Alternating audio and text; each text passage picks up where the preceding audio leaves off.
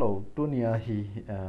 Zoom meeting downloading dan nen sei pi in ti je wa chu Zoom meeting downloading dan hi abai lam pe na in sei de wa hi in ama sa pe na chu na phone na chu Play Store hi to bang Play Store hi na mu ding hi in Play Store chu khat vai na hon ding hi e tai na hon zau ting le tu a hi vele chun achung langa hi e chiwa hi search kiti omen sorry chulaya hi search kiti omen chiwa hi zoom na mi ding hi chiwa hi khatwei mi in lang aban le ZOOM tilang mi la chon chiwa hi zoom meeting cloud meeting ti ajong ki he hi ni tai hong ding hi in ke a hi update omen nang ho a chu chiwa install ding hi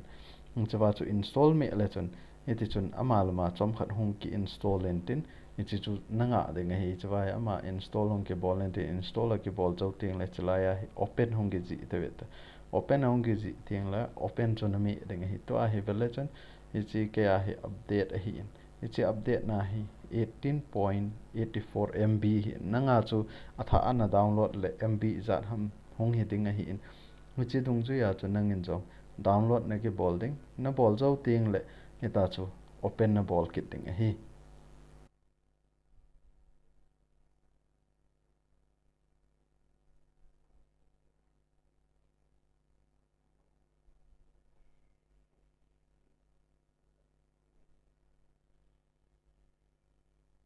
ichi install hong ke bol chau ting lama open a hong ding direct a hong ke open ding hi in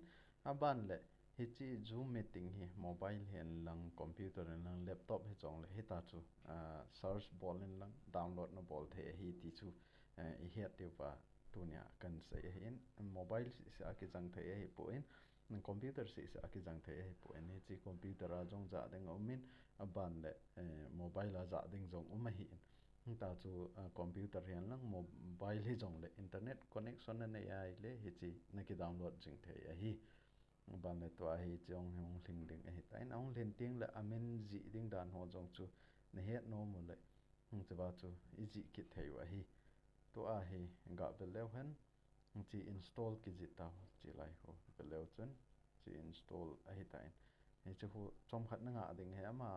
download hong ki bol zo wa chu ama lama chom khat hong ki install ding hi in to a hi be le chen chwa option open na hong tai open chu khat ve mi le chen direct ai ta hi meeting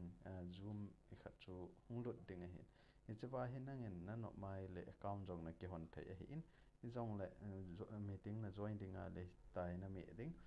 ban le hi chwa hi ID meeting na join na ding ID chu chalaya na mi ding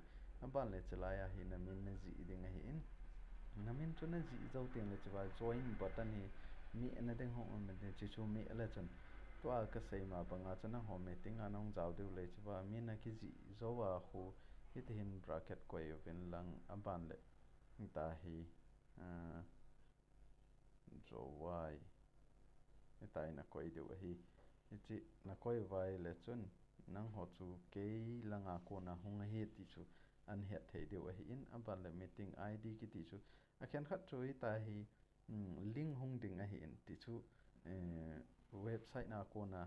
ai lo le WhatsApp ma ko na link a hung ai le ichi ba ko na chu direct ana join thei wa hi to a chu ke a chu hi to bang khat na hi a hung ai le chun hi chi jong hi ken ka join no mai le hi chlai meeting hi ka join no mai le chun chlai khat bei ka mi ai le zoom hung do ding hi in chi zoom mi ka select ding hi zoom me leng to a hi direct nga ima cha password ho ngai ta lo aji chu link an thon no hi in chi ba ko na cha chlai ya min ho hi rename bol ding aban le okay ka mi ai le ke hi meeting a join ding ke ta chu nan jeng wa hi meeting a ke pat nai lo wai le chun hi tai